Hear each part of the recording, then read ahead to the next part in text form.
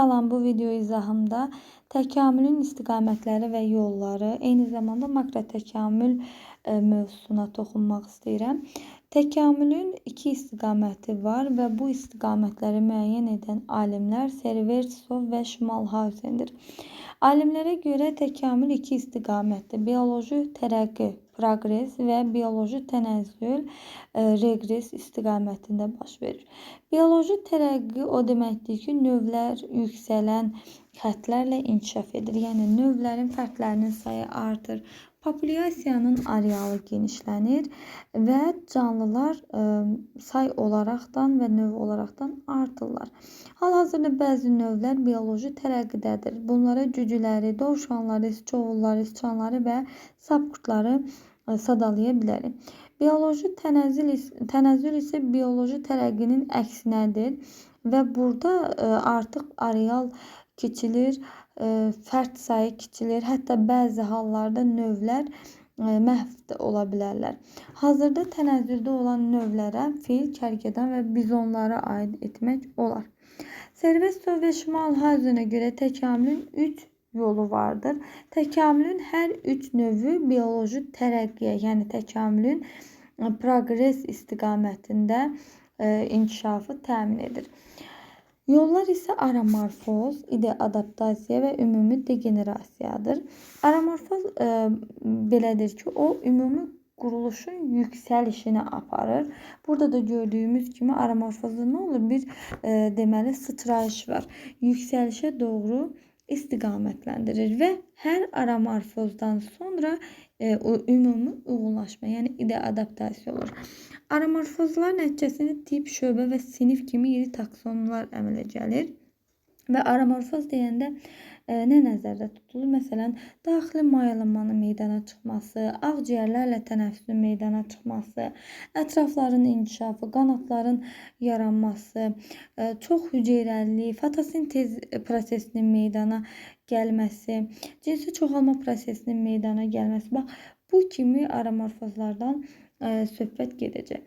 Həmin bu aramorfozlar meydana gələndən sonra canlı ideadaptasiyaya, yəni uyğunlaşma qazanmalıdır.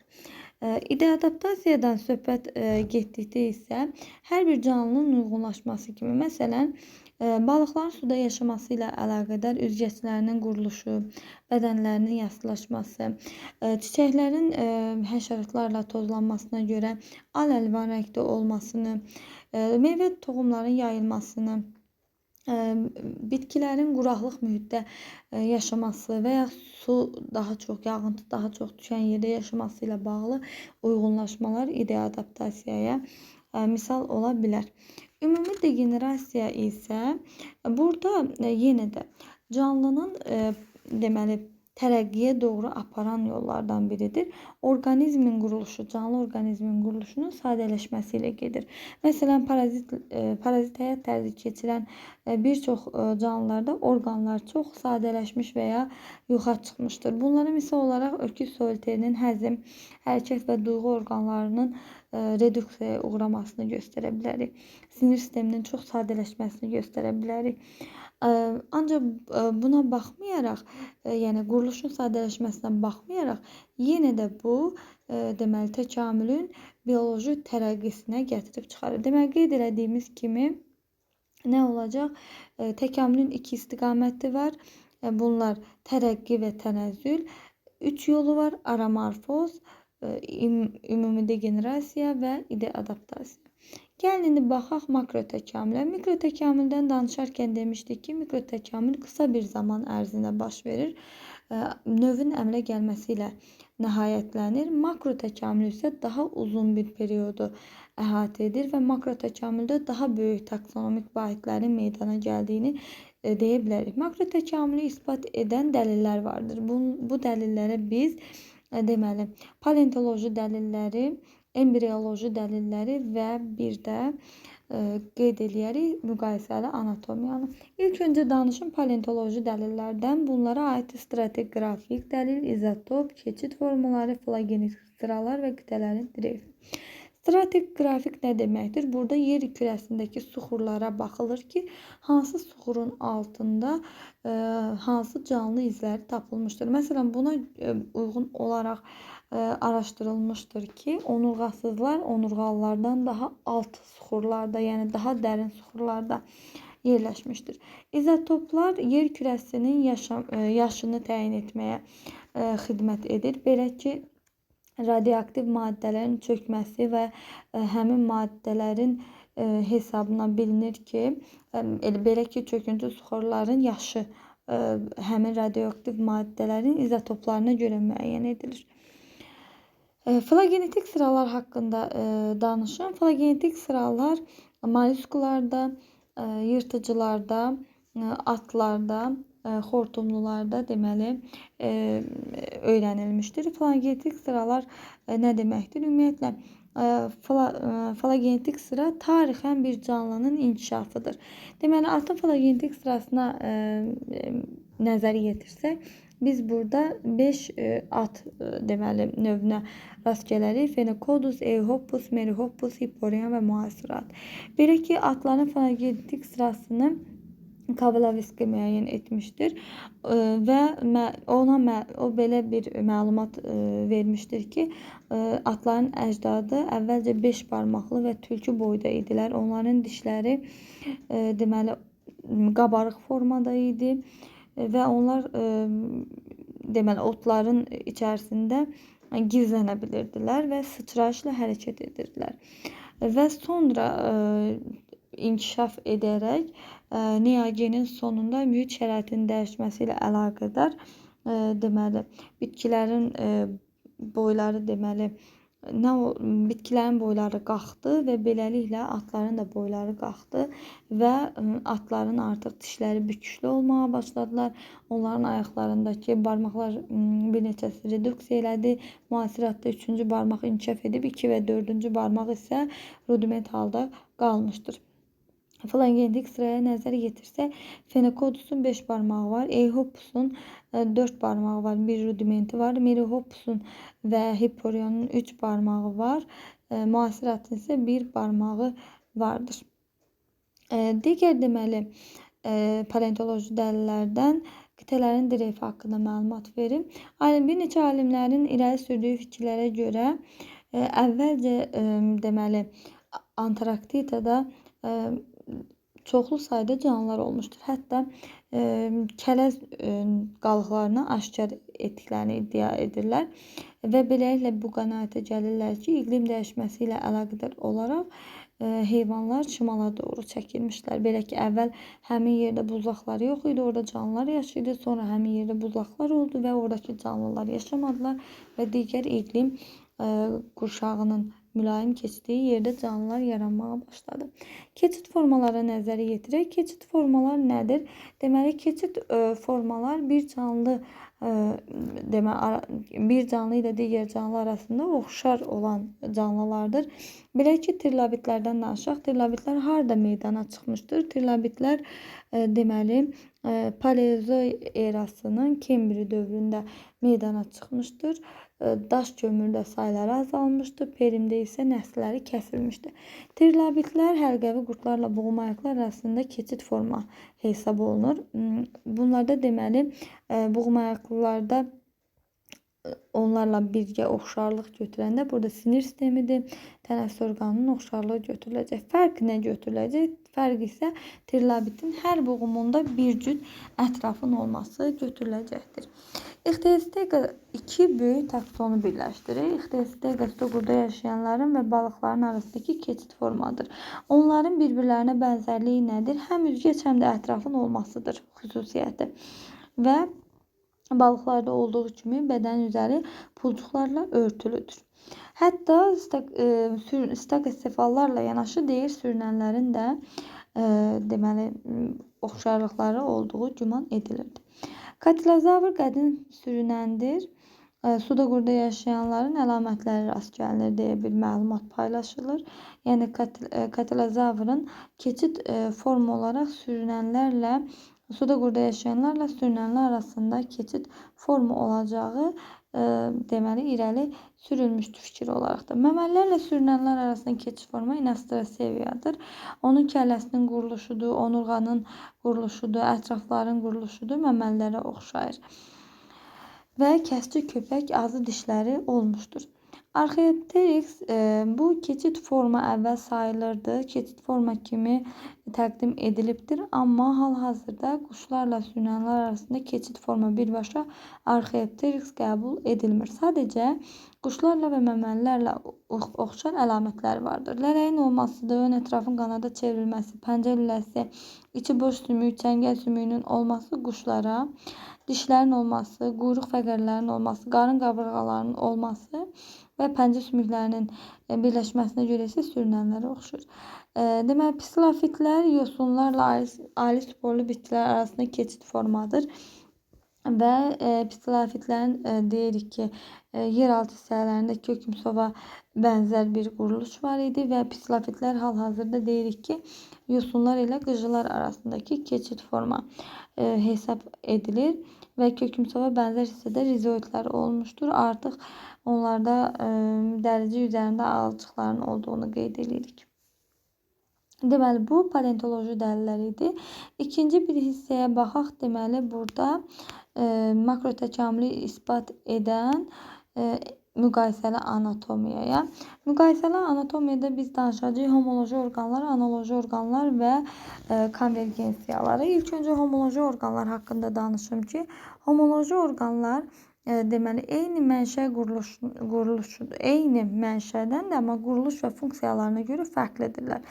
Belə ki, biz suiti və delfinin ətraflarından söhbət edə bilərik. Eyni deməli, mənşədən hər ikisi ön ətraf və arxa ətrafdan yaranıbdır. Amma bu delfinlərdə üzməyə xidmət edir. Noxudun bılcığı ilə kaktusun tikanı. Yarpağın şəkil dəyişməsidir. Baxın, mənşəyinə görə eynidir, amma quruluşuna görə fərqlidir. Analoji orqanlardan danışaq.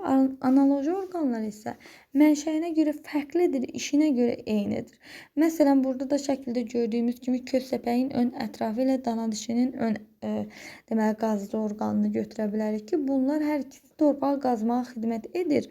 Ancaq deməli, köz səpəkdə bu ön ətrafın şəklin dəyişməsidir. Oradan əmələ gəlibdir. Şəklin dəyişməsi yox, üzr istəyirəm ifadəmə görə, ön ətraf qazmağa xidmət edir. Amma dana dişində bu deməli, dəri törəməsindən əmələ gəlibdir. Yəni, əmələ gəldiyi mənşə fərqlidir.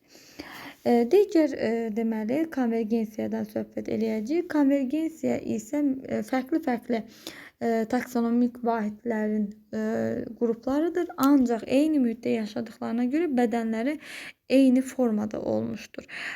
Köstəbək və dana dişinin ön ətrafının torpağı qazmağa uyğunlaşmasını götürə bilərik. Sonrası mühitində yaşayan köpək balığıdır, ixtiyozavrdır və balinaların bədən quruluşunu götürə bilərik. Bundan əlavə danışmaq istəyirəm rudiment və atavizmlərdən. Rudiment orqanlar odur ki, canlı orqanizmində bu kiçik bir formada iz kimi və yaxud da ki, hər hansısa bir orqanın balacalaşmış bir formasında qalmışdır. Yəni, istifadə edilmir. Bu rudiment orqanlardır. Burada uça bilməyən kivinin qanadını görə bilərik.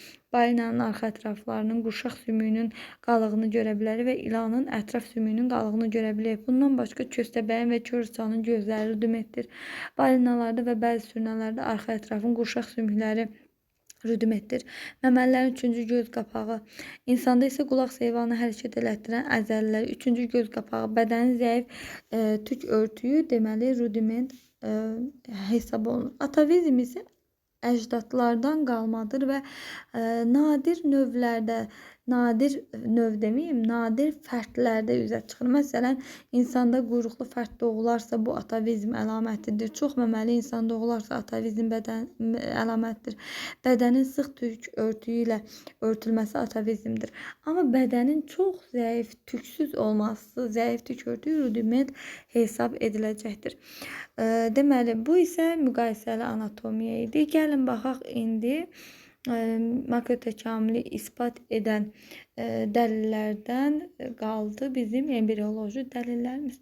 Embrioloji dəlillərə baxmazdan öncə ziqotun parçalanması haqqında məlumat vermək istəyirəm ki, biz bilirik ki, yumurta hüceyrə ilə spermatozoidin birləşməsi, yəni dişi və erkək gametin birləşməsi nəticəsində maylanma baş verir və maylanmadan ziqot əmələ gəlir.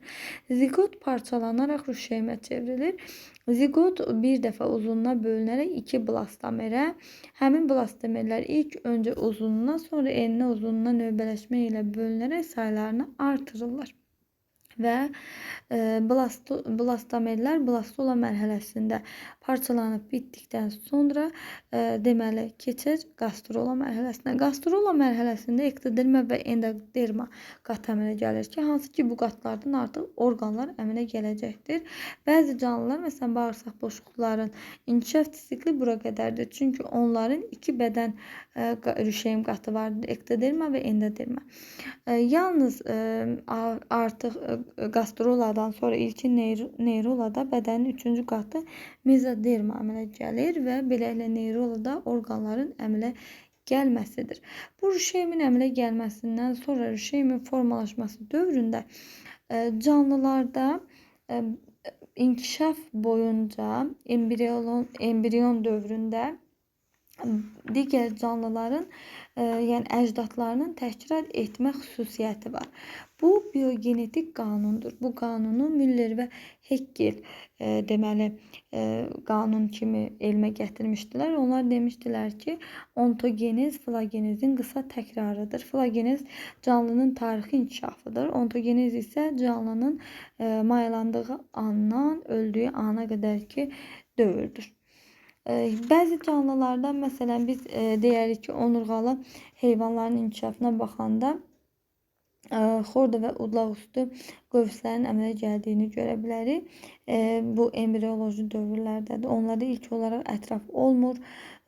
Sonra onların embrioloji dövründə udlaq qövslərinin olmasıdır, ətrafın olmamasıdır. Hamısında bir qan dövranının, kloakanın varlığı, böbrəklərinin quruluşu eyni mənşə olduğunu sübut edirdi. Deməli, hətta biz burada xordalılardan, balıqlardan başlayaraq məməlilərə qədər onların qandavar sistemlərinin oşarlığını görə bilərik. Sonra biz görə bilərik ki, embrioloji dövrdə, məsələn burada bir məməli canlının sanki deməli digər əcdadını təkrarlayaraq inkişafını görə bilərik. Və bir də qeyd edərik burada suda qurda yaşayanlardan qurbağanın, göl qurbağasının inkişafını. Göl qurbağasının mayalaması xaricidir. Dişi ilk olaraqdan deməli yumurtanın çürüləri tökür suya, erkək onu mayalandırır. Mayalanmış yumurtadan artıq yumurta, yəni kürüdən çömçə quyruq çıxır. Çömçə quyruq deməli qurbağa sürfəsidir və o balıqlara çox bənzəyir və beləliklə balıqlardan suda qurda yaşayanların yarandığı deməli meydana gəlir. Qurbağanın sürfəsində balığa oxşar əlamətlər quyruğun olması, üzgəcin olması, qəlsəmə tənəffüsü, 2 kameralı ürək, bir qan dövranı, yan xətt orqanı və ürəyində yalnız venöz qanın olması balıqlara oxşardır. İnkişaf sikli necədir? Deməli, çömçə quyruqda əvvəlcə deməli ilk öncə xarici qəlsəmədir, sonra daxili qəlsəmə ilə tənəffüs eləyir, sonra deməli arxa ətraflar meydana gəlir, quyruq qısalır, ön ətraflar meydana çıxır, ağciyər meydana çıxır və beləliklə inkişafını tamamlayır. Deməli, makrotəkamülün 3 formasını danışdıq. Burada 3 formasını deyəndə isbat edən dəlillərdən söhbət elədik. Bu dəlillər paleontoloji dəlilləri idi, embrioloji dəlilləri idi və müqayisəli anatomiya idi.